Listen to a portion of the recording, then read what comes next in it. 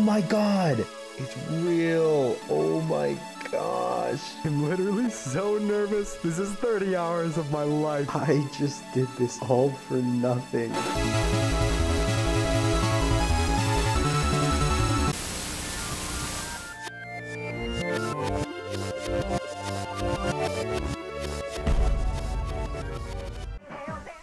Coming up next, it's Pokemon on Cartoon Network.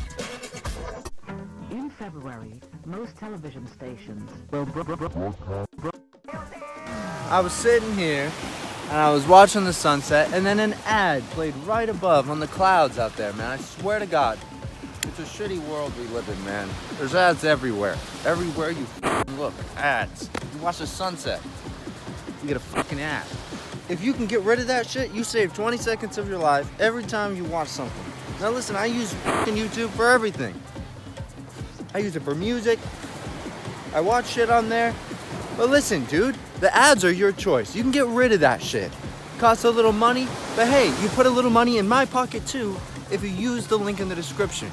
And I'm gonna sit here and I'm gonna buy the cheapest copy I can and I'm gonna watch the sunset. And I'd like you to join. Ad free. Fucking ad on my lighter, man. Look at that. That's fucking ridiculous. Run! Dude, oh my god. It's an ad! Dude, no more of this shit. Use my link on YouTube Premium. And you won't get any ads on your stuff. I could be the last ad you ever see. Use my link to get YouTube Premium. Oh, what is this, an ad for coffee? Dude, what? It's good, but like, dude, I don't need ads on the beach, bro. Coming up next, it's Pokemon on Cartoon Network. So in my last video, I investigated a rumor that there was possibly a way to break your game in Diamond and Pearl by losing the starter battle at the very beginning against Starly. They designed this battle to never be able to be lost by the player by having the Starly flee from you when your health gets too low. But they actually messed up. I tried this battle over and over for hours to see if it was really possible, until I finally got it, and my game is frozen. This gave me an idea though. How many rumors are out there like this in Pokemon games? Interesting oddities just waiting to be proven that just take a little dedication and time to uncover.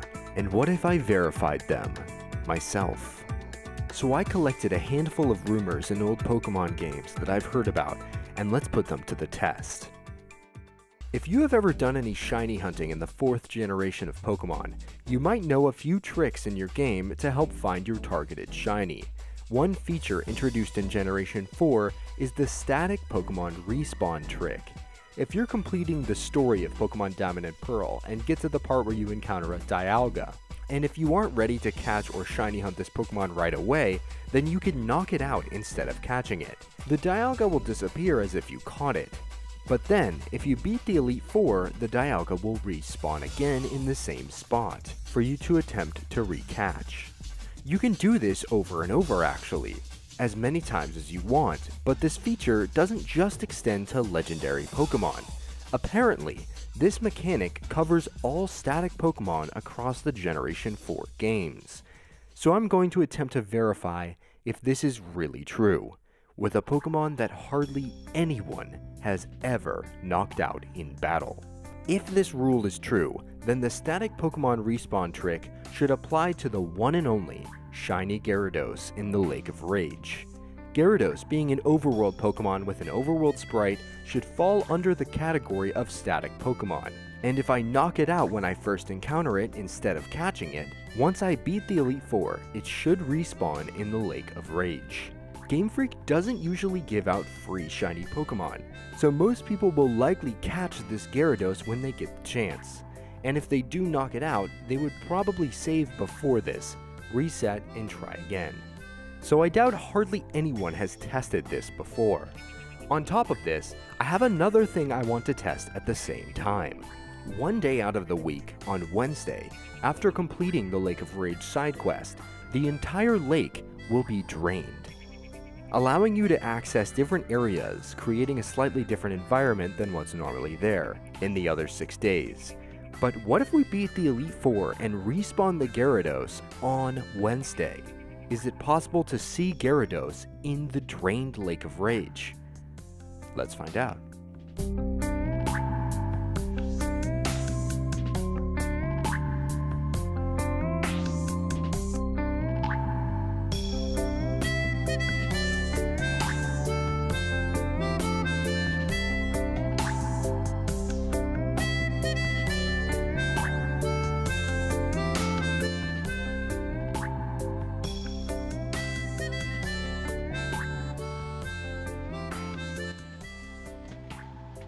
Okay, right off the bat, no rain. It's drained. Oh my god! The drained Lake of Rage Gyarados! It's real! Oh my gosh! It's possible! Wow, no freaking way. That is so cool.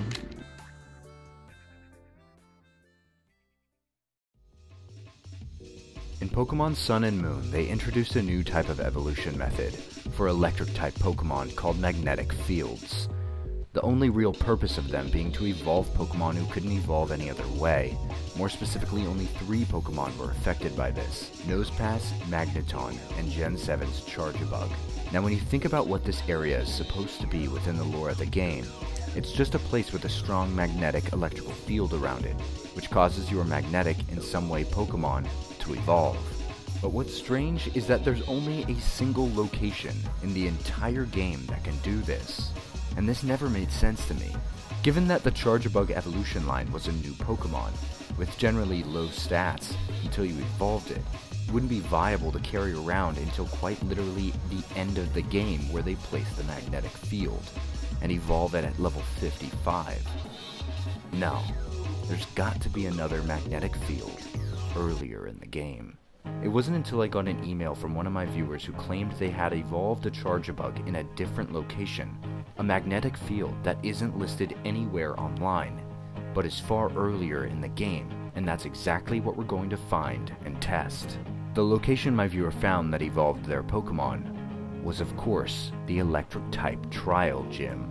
The location is in the Hokulani Observatory, full of all these funny power surge things and Charjabugs everywhere. It seems like if my viewer was telling the truth, it would make perfect sense, considering this environment is physically a magnetic field. I scoured the internet to see if anyone had talked about this, but I found nothing. So either my viewer had misremembered, dreamed it, or they were about to make a huge discovery. Let's put it to the test. There are 3 ways I'd like to test this. Firstly, if I give a Charjabug a rare candy just outside this building, will it evolve? Secondly, I'm going to check if it only works inside. And if neither work, the final test is going to see if the Charjabug will evolve only during the battle with the gym leader. Because that's exactly what my viewers said they were doing when they witnessed this. After testing it outside, nothing happened. I went inside into every room, roamed the halls, and again, nothing. No evolution. But then I went to challenge the gym leader and I realized my save file had already beaten him. Not only this, but the same trainer is also an Elite 4 member. So I realized the battle is a timed event, and I'm going to have to restart my entire save file, and battle my way back through the game as normal, until I can arrive back here at the proper time. With Sun and Moon's long cutscenes and slow load times, over excessive dialogue, and the fact that this island challenge is the 5th one, means this will take a long time. So after trying to rush through this painfully slow game, getting lost, losing to the Fire Island challenge hundreds of times since my entire team was weak to fire, I caught a Mudbray, trained it for a few hours, finally I took down these damn Marowaks, now I'm heading to the right challenge. I've been playing this game for over 24 hours, started at 4 AM, played all night, woke up, played all day, until 4 AM the next day, and I've now finally arrived. After all of this time, I just pray that my viewer was right, or I'm about to lose my mind. My starter Pokemon is now level 40. Everything has reached its final evolution. If this doesn't work, I just might zap cannon this world. Either way, I'm starting to charge. Not only did this take a long time, but truthfully, I just want so badly this one to be true. So here we are, back at the gym leader. Let's do this. Oh, I forgot about the actual challenge. I have to arrange Charjabugs in a puzzle for 30 minutes before I can even fight this guy. One sec. And finally we arrived at the battle.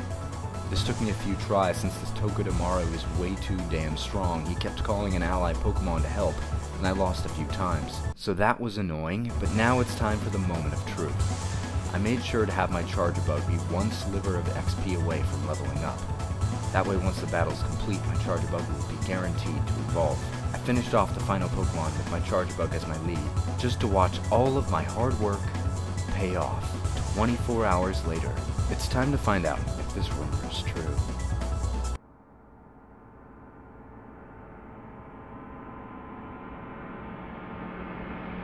No, oh my god, this game. No. Are you kidding me? I slightly lost my mind. I wondered what my viewer had experienced to believe that this was true. Maybe they had a dream. Maybe they misremembered. I don't know, but at this point, I'm so over playing this game. Come on, it makes perfect sense. Look at all these fucking Charge-a-Bugs everywhere. How can this not be true? The entire building is surging with electricity. It's way more magnetic than the vast Pony Canyon. I had to do this stupid puzzle. I had to hunt down these lost Charge-a-Bugs, take down this insanely strong totem Pokemon for no reason. I put it all into this. I've been playing this for 24 hours. Something surging through my body. It's not anger. It's electricity.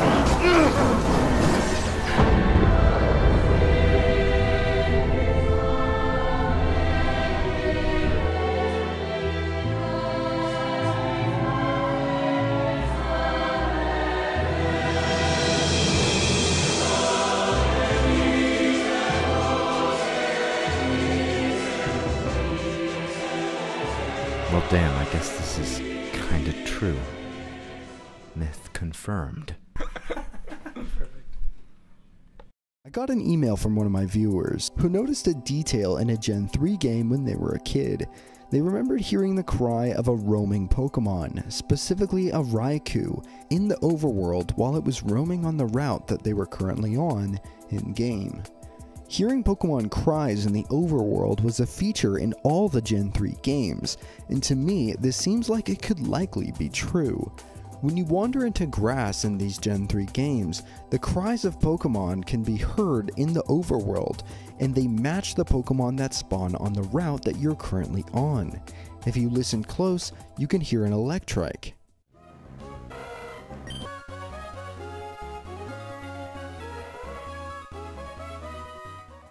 So to test this, I got the roaming Latios in these games to roam into the route that I was on. Then I waited in the grass in the overworld. I also had a Pokemon with the Swarm ability in the first slot, because this ability in Gen 3 boosts the amount of cries that we hear in the overworld like this. I waited here for about 30 minutes in total. I heard quite a few cries, but sadly none that matched Latios. So I decided to test this again in the original game that was mentioned in my email, with the original Pokemon as well. I released the roaming Raikou and got Raikou to roam onto my exact route. With the Swarm ability in the lead, I waited again, but sadly no Raikou cry could be heard. I really wanted this one to be true because this would be really cool and would be another added feature. It's a bummer that it's not, but at least according to my test, it seems like this is not in the game.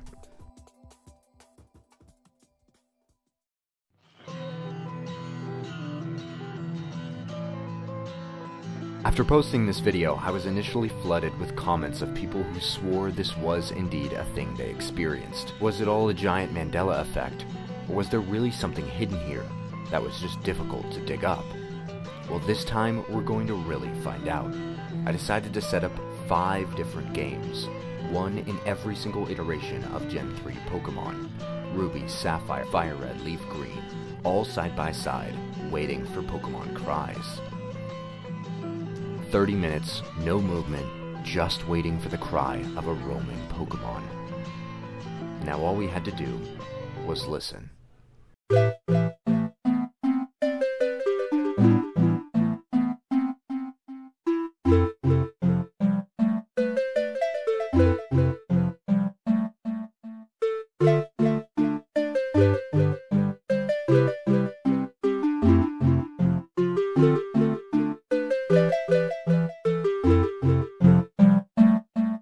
And after all this, I didn't hear a single thing. cries from Pokemon that were outside the route's normal encounter table. I can't leave it here. We have to dive in further. Like it was meant to be, I received a comment from a viewer who was interested in lending a hand to search through the code of old games to find out once and for all if this was real and lay a mystery to rest. After some back and forth emails, a few days later, I received a message from him where he told me what he found. This was his response. After doing a look through of the code, it appears there is no way a roamer's data would ever be pulled when determining the cry to be played. I decided to manually confirm this by setting the roamer to always be in the same spot and keep loading into that route. I was able to see the cry to be played was always determined before the game calculated the roamer's location, and my test confirmed this. After about 30 tries, it would always grab the cry based on the normal wild Pokemon table. I think this fact makes perfect sense when considering how similar all Pokemon cries sound. Listen to these two and see if you can hear which one is Latios. You ready for the answer? I don't think you are. The first one was Linoon, and the second one was Wailmer. I'm sorry that was kinda mean, but the point is, without putting a Pokemon to the cry, they can sound very similar to each other. This is Latios' cry.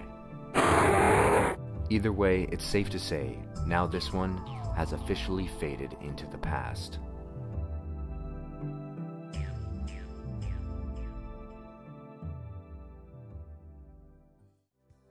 In Generation 4, it is a common occurrence to battle alongside another trainer in a 2v2 match.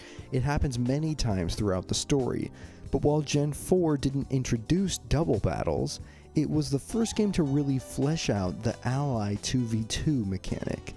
What you might remember is that there was only one instance in the entirety of Gen 3 where you battle alongside another trainer in a 2v2 battle. That moment happens in Pokemon Emerald, alongside Steven Stone in the Moss Deep Space Center versus Maxie and Tabitha. But there is something really strange about this battle that needs to be confirmed.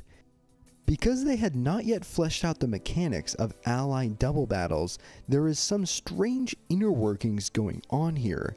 You select 3 Pokemon at the beginning as opposed to just entering the battle normally.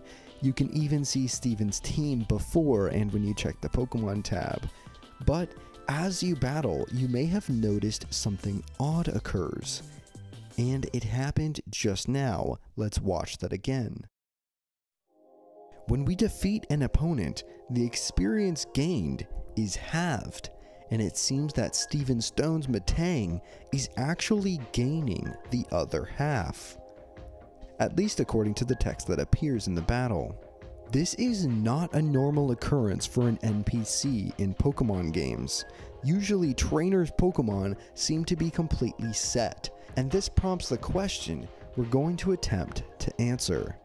Can we level up Steven Stone's Metang? By carefully selecting a team of exploding Pokemon, I'm going to attempt to try to give Steven's Metang all the experience from this battle. Metang is at level 42. A normal Metang at this level needs somewhere around 6,500-ish experience to level up.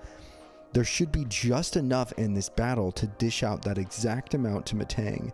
As long as none of my Pokemon receive any of it, there should be enough to level up his Metang. And let's see if this is true.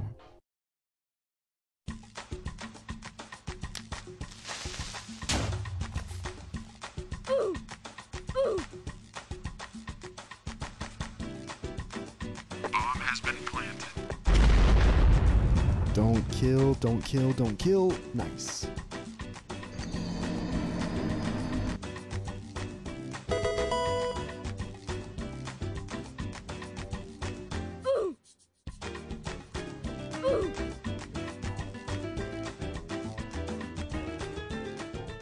That should be enough. Oh! Oh my god! I leveled up! Oh my god! I kind of feel like it's not gonna work, but we'll see. Let's try this again with the cheats on. Metang is trying to learn iron defense. This is so weird. Metang is trying to learn iron defense. Steven's Metang, but can't learn more. Am I gonna get to choose? Am I gonna get to choose what move? Oh my god! Oh my god! This is crazy! I get to delete his moves! So I'm gonna try and give him a bunch and see what happens. Alright, 43, leveled up. 44, learns iron defense. And now he's using iron defense! Oh my gosh, this is so weird. And now let's see if we can get Metang as high as possible. Level 45. Level 46. Level 50. Oh my gosh. Meteor Mash. Okay. This is really interesting. Imagine if we can get his Metang to evolve. We just need to make sure we don't die here. He's using iron defense. Okay, moment of truth. Imagine here. Imagine. Just imagine if his Metang evolved. Oh my god! We got him to evolve! Oh, no way! This is crazy. I've never seen this before. We're evolving Steven's Metang into Metagross. Oh my god. Holy crap, that is so cool. Because this is the only double ally battle that functions like this in the game, this is the only instance where this is possible, at least to my knowledge. I mean, this is crazy. This is so crazy. This was without a doubt one of the coolest things to witness, but it only spawns more questions. After posting this, I received hundreds of comments of people asking two main questions that were still left unanswered. Let's start with the first one. Does Metagross register in your Pokédex when it evolves? This is interesting because someone else's Pokemon registering in your Pokédex as caught is completely unheard of. But because of the strange way this battle is coded, there may be something strange happening here. After all, we are able to evolve and give moves to his Metagross, and even witness the evolution animation after the battle. I dusted off my old save file, and decided to copy my actions from the first time. But this way around, before I start, I used the save editor to make sure Metagross is unchecked and not registered in my Pokédex. After successfully getting his Metagross to evolve again, we were greeted with nothing. Normally, if you register a Pokemon as caught, it will show its Pokédex animation. But remember, this battle is very strange. Upon opening my Pokédex, Metagross did in fact register, not only as seen, but as caught as well. So we now know it treats Steven's Metagross as your own Pokemon. Bizarre. Question 2. Does Metagross retain its moves that I teach it during this battle, and possibly retain its level when you battle him later in Meteor Falls? So we restarted again and followed our same steps of last time. I made sure to remember the specific moves I taught it, assuring it knew none of the moves that it's supposed to have in that final fight with Steven. I also put its level extremely high, into the 90s, which would be super interesting to see later on. After the battle, I played through the game until I could get to his fight. I made my way through Meteor Falls and tracked down Steven, and challenged him.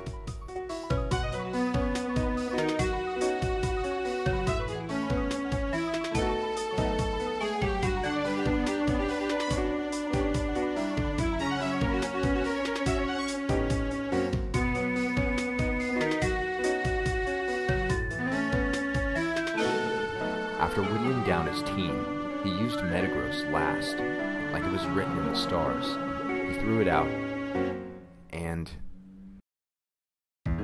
immediately I noticed the level was not retained. On my last Pokemon, I at least still wanted to check the moves. One by one, in order he used his complete 4 normal moves. this one sadly is impossible.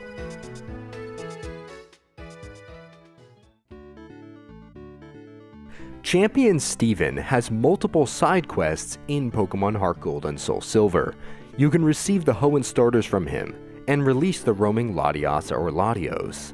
But a slightly looked over side quest of his is the trade of Fortress for Beldum in Saffron City, and a possible hidden message that you can see during this.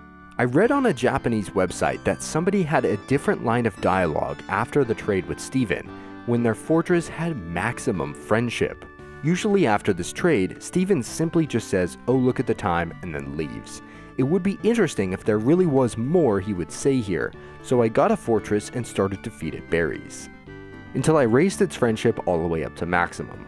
I double checked with the NPC in Goldenrod City who checks friendship, then took the train over and put this rumor to rest.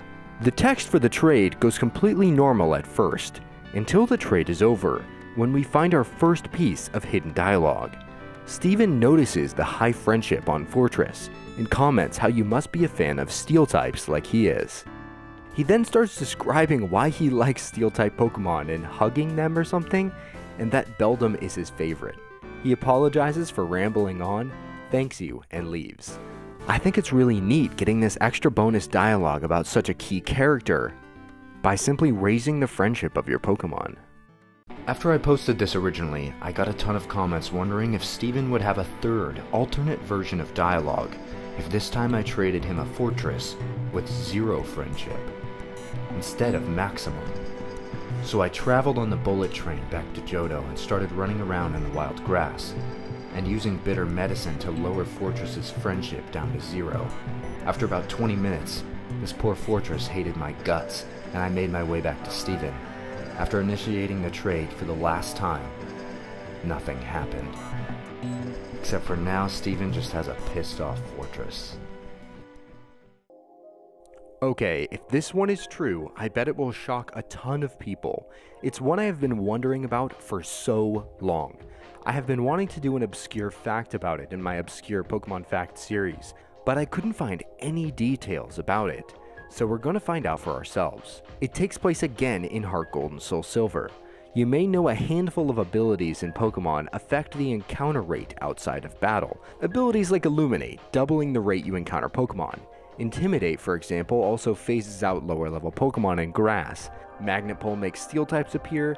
You get the point. But according to one line of text in Heart Gold and Soul Silver, running increases your encounter rate.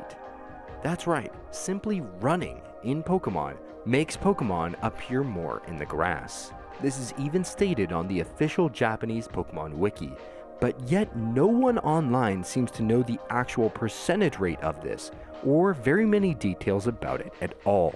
The only hint towards this in the entire game is one sign in Blackthorn City. Since most people who play Heart Gold and Soul Silver immediately turn on the running shoes as soon as they receive them about 10 minutes into the game, the amount of people who are walking around in the grass in these games is so low. So I doubt anyone has ever really taken the time to see if this is true.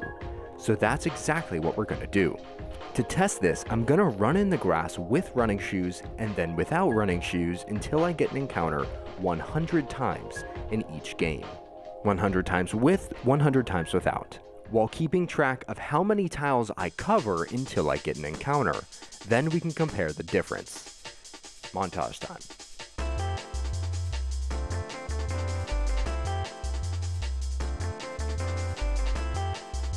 Alright, I've done 100 encounters, 50 in each game. I'm gonna do 50 more after this, but let's check what we're at. Running encounters has an average tile distance encounter rate of 13.63. Walking tile encounters has an average so far of 15.96. So definitely a difference. I'll check back in at 100 on each. Okay, final results. I've done 100 encounters in each game. On the running shoes game, we have an official average of 12.8 tiles before an encounter. On the walking game, we have an average of 15.99 tiles before an encounter. That is a 24.9% change between the two games. But wait, we got more here. The running game covered a total of 1,280 tiles in total, whereas the walking game covered 1,599, a difference of 219 tiles. I also counted how many times the running game got an encounter in 10 or less tiles covered. That happened 48 times throughout this test, whereas the walking game found an encounter in 10 or less only 28 times, nearly half as much. I think we can confidently say that this rumor is true. Running does increase your encounter rate in these games to some degree. It turns out this little sign in Blackthorn City knew something we didn't for a really long time. After posting this video, I saw floods of people mentioning that this was something they had always known, considered general knowledge. They'd been doing it ever since Pokemon came out. The initial test of this video was to get an actual number, a real percent chance that has never been known or even been tested by anyone on the internet. In fact, before this, I too thought it was a known thing. But yet when I searched the internet high and low, all I could find mentioning it at all was a research paper that did the same exact test I did, but on a smaller scale, in heart gold as well. And they came to the conclusion that it was actually false, that there was no change in encounter rate between running and walking. Here is the truth behind running in Pokemon games. Obviously running was introduced in Generation 3. Like many people commented, they had known this fact of running reducing encounter rate to be true, even since then. But the funny thing is, that's wrong. Running does not change your encounter rate to any degree in any Generation 3 game. Many people also thought the bike increases encounter rate, but you'd be interested to learn that it actually does the opposite. Biking in Generation 3 reduces your encounter rate, multiplying it by 1 times 0.8, slowing the encounter of wild Pokemon. The one thing to know about this test is that in order to get an actual number and a real conclusion, you'll have to either dig through code or run a brute force test like I did. Pokemon Heart Gold and Soul Silver are slightly unique in the way that you select and receive your starter. In most Pokemon games, the only starter Pokemon that gets generated is the one you choose. But in this game, and with this Pokemon selecting machine, it generates all 3 of the starters for you to choose at once. The impact of this is that you can actually see when one of them happens to be shiny. This feature made the Johto starter shiny hunt one of the funnest and most popular ways to hunt a shiny starter. But there is a question here, one that I doubt any player is dumb enough to answer. And that's where I come in.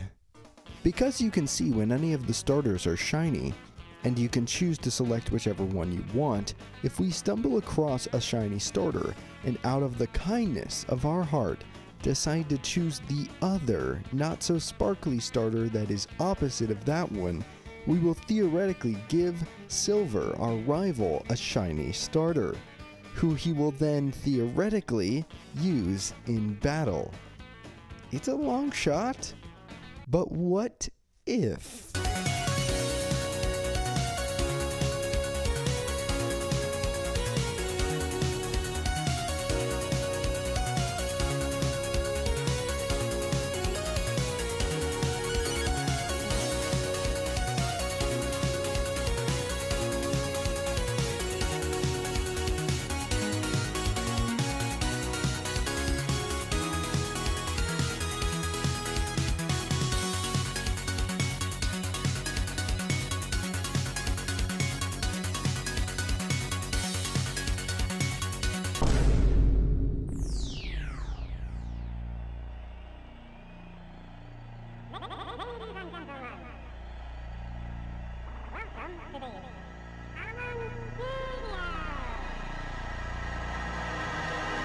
Okay, I just found this little guy after like 3 days of hunting. This is probably the dumbest thing I've ever done. So what we're gonna do here, we have a shiny Cyndaquil in this little machine here. Our rival will always pick the starter that is strong against ours. So I'm going to not select this full odds shiny Cyndaquil, but instead select the normal Chikorita. When we pick Chikorita, our rival should be given this shiny, and we will see if he will actually use it in-game. What have I done? What have I done? This has gone too far. This has gone too far. Oh my god, I've done it. Oh god. As you can see, I named myself Death. I think a tear just fell from my eye. I will see you guys in 1 second when we get to the rival fight. Here we go, the moment we've been waiting for. That's a Pokemon that's too good for a wimp like you. Dude, you don't even know what you have. Here we go, let's find out. Oh god, what have I done? Oh gosh, please, please, no! But wait a minute, a year has passed now, and I have a new idea. What if we turn back the clock and make a different choice? We know now that we have two options, to take this shiny for ourselves, or give it away, and have it vanish into nothing. We have no idea where it goes, into an empty world of made choices. It's crushing to see. But there's a third option here. There are 3 Pokeballs after all. There's always been 3 choices. If we select Totodile here, and again say goodbye to our Cyndaquil, this forces our rival to choose the stronger Pokemon to ours, meaning he will pick Chikorita. As we battle and continue our journeys, back at the lab things remain still.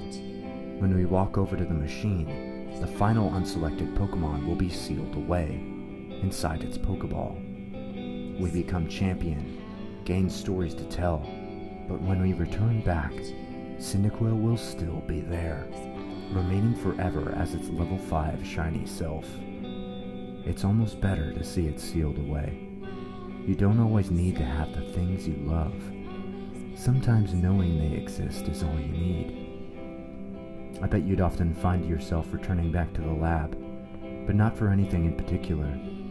Just sitting next to the machine and making some calls, keeping it company. Drifting off the conversation, having bygone dreams of choosing it. Some days you might even forget. Maybe you'd regret it. But after all, it's just a game. Isn't it more about how it affects you? This next one, without a doubt, is the most time-consuming thing I have ever done for this channel. When you boot up a Pokemon cartridge, you have 2 options. To either play your main save file, or select a new game. You can start the game over again with the new game file, but the catch is that you can't save. As soon as you turn off your console or even soft reset your game to the title screen, that save file is gone. I heard about a line of text that appears at the very end of a Pokemon game when you complete the entire game on a new game file that can't save. I have no clue what it says still. At the time of recording this, I've not done it yet. It could be something really lame, like your game can't be saved. It could even say nothing at all. I have no idea, but there's only one way to find out. The game I chose for this was Black and White 2. And this is why. Normally in this game, completing it on a new game file is completely impossible. After defeating the first 2 gyms, you have to film a movie at Pokewood to continue the story.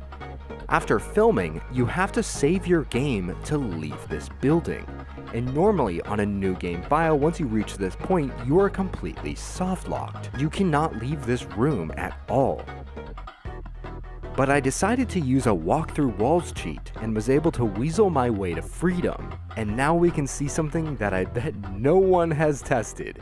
Now let's finish this fight.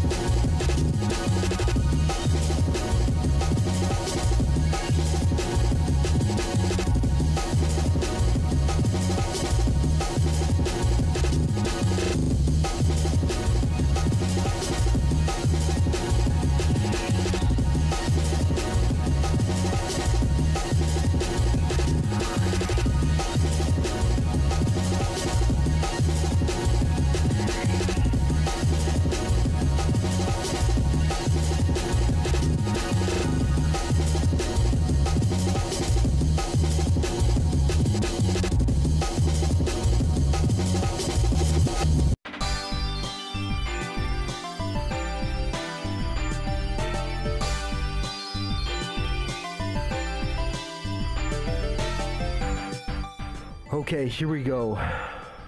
This is it.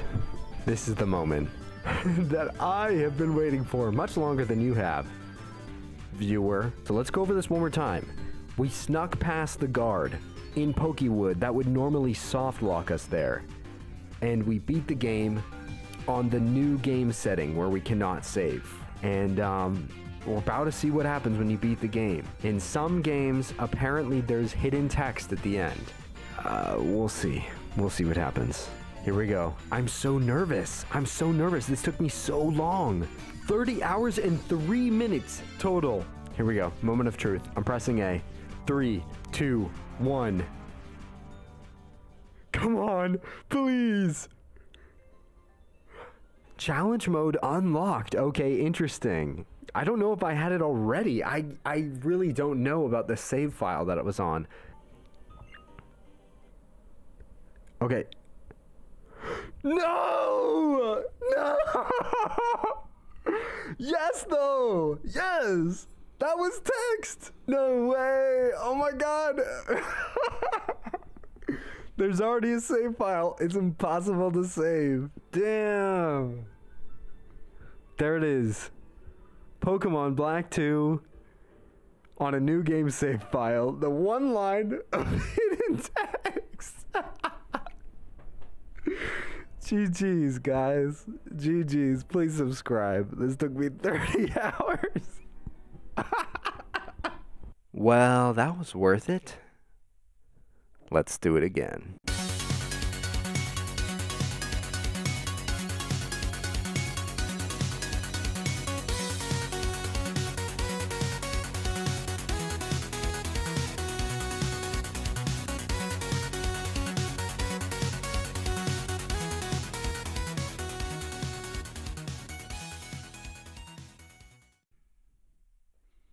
Oh, come on.